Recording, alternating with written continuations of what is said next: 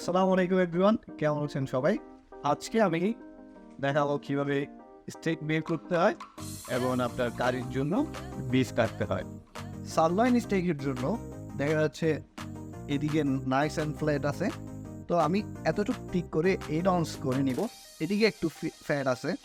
সারলয়েন স্টেকে মূলত এদিকে ফ্যাটটা থাকে, ওই হিসাব করে কাটা হয় আপনার সাইডে। আমি 8 আউন্স করে একটা কাটলাম।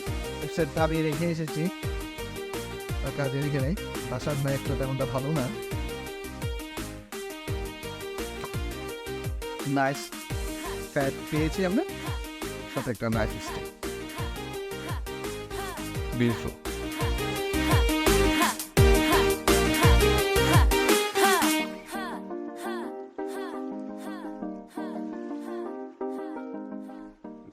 আপনি যদি এ বরাবর করে স্টেকটা নিতে চান তাহলে এদিকে ফ্যাটটা পাবেন, এর থেকে এ বরাবর একটা নিয়ে ভালো।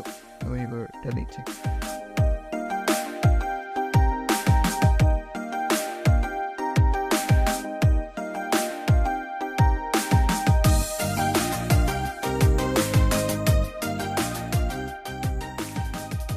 Beautiful.